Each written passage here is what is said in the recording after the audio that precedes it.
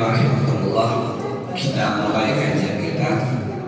Assalamualaikum warahmatullahi wabarakatuh. Waalaikumsalam warahmatullahi wabarakatuh. Alhamdulillahirabbil alamin. Segala puji bagi Allah yang telah memberikan nikmat yang sangat banyak kepada kita. Kemudian salawat dan salam semoga senantiasa tercurahkan kepada teladan terbaik kita Nabi Muhammad sallallahu alaihi wasallam. Jamaah rahimakumullah, 2 pekan yang lalu kita masuk tema pertama, poin pertama, keutamaan mempelajari akidah. Mengapa kita harus belajar akidah? Kita sudah bahas, insyaallah masih ingat ya. Di antaranya Allah menciptakan kita ini dalam rangka mentauhidkannya, mengesahkan Allah, beribadah kepada Allah dengan mengesahkannya.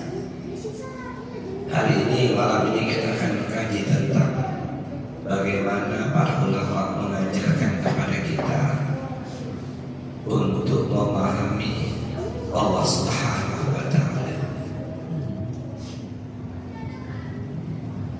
dalam hal supaya mudah dipahami. Maka para ulama itu ada yang membagi tauhid itu menjadi 3, ada yang menjadi 4. Bukan berarti tauhid itu 4 atau 3. Ini kopi istiqrah, metode istiqrah, mengumpulkan data dalil dari Quran dan hadis lalu memisah-misah, memilah-milahnya supaya mudah dipahami.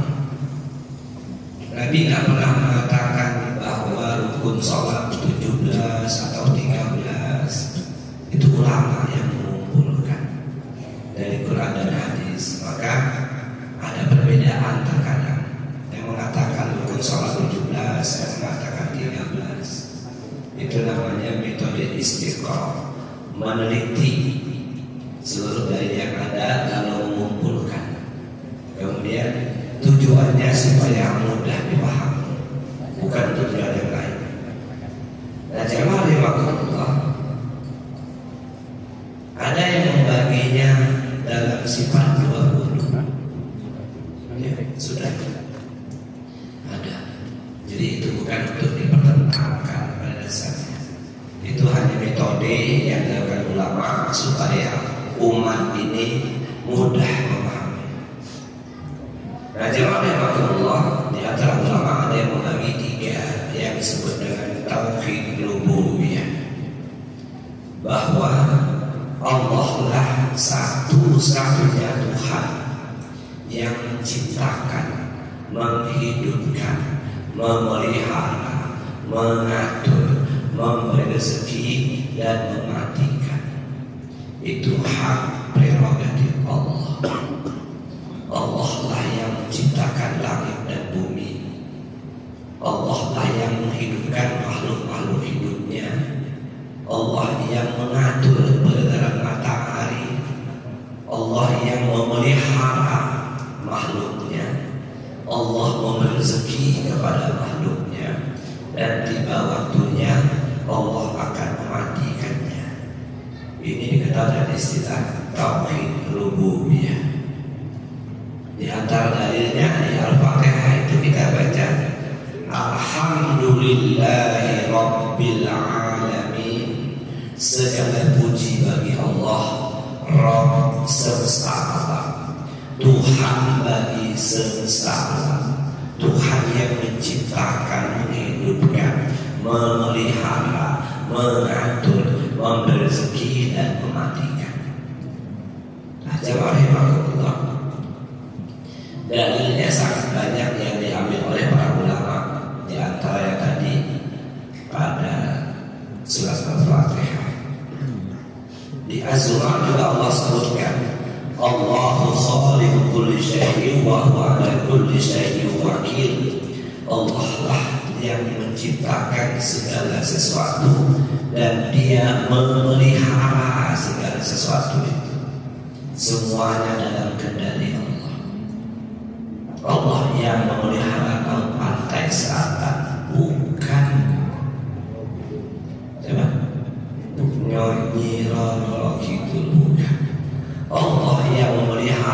gunung-gunung, bukan kuncen penuh gunung, bukan.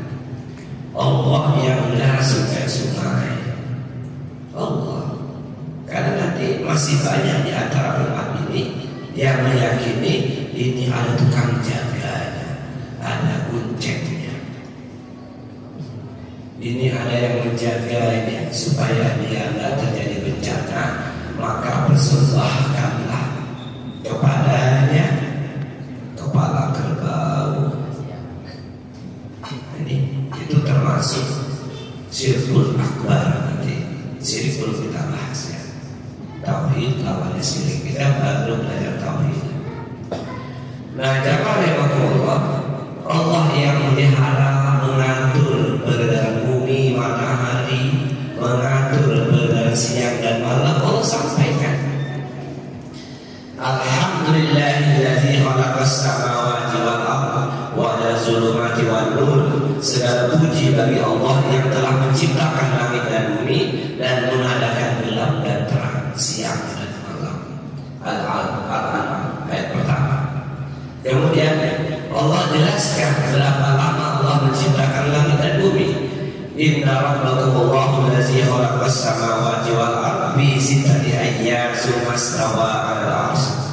Sesungguhnya Tuhan kalian, Tuhanmu itulah yang telah menciptakan langit dan bumi dalam 6 masa. Penjelasannya panjang. 6 masa itu apakah 6 hari ataukah 6 waktu? Tafsirnya banyak. Dalam 6 masa. Nah, jamaah rahimahullah, lalu Allah bersemayam di atas ars. Ini perbedaannya luar biasa. Memahami makna summa istawa 'alal 'arsy, ar-rahmanu 'alal 'arsy istawa. Yang maha pengasih itu istawa di atas ars dengan segala keagungannya. Nanti perbedaan pendapat di akidah juga banyak, bukan hanya di fikih, bahkan perbedaan itu sangat tajam. Dan kita nggak usah perdebatkan, pilihlah yang kita yakini hujahnya paling kuat, sembari memohon kepada Allah minta hidayah untuk diberikan makna yang terkuat dalilnya, hujahnya. Karena Islam agama dalil, agama hujah, ada pedomannya. Islam bukan agama akal. Akal bisa mengikuti Islam, tapi tidak semuanya bisa masuk akal. Contoh, kalau kita udah wudhu, kita tuntut batal, logika kita mestinya yang dibersihkan dubur, ya, karena keluarnya lewat sini, tapi yang dibasuh muka. Jadi nggak semua bisa masuk akal. Taraktu bikum amrayni lan ta'illu ma tamassaktum bihima kitabullah wa sunnah Rasulillah. Sabda Nabi SAW, aku tinggalkan kepada kalian 2 hal, 2 perkara yang apabila kalian berpegang teguh kepada keduanya, kalian tidak akan tersesat. Nabi tidak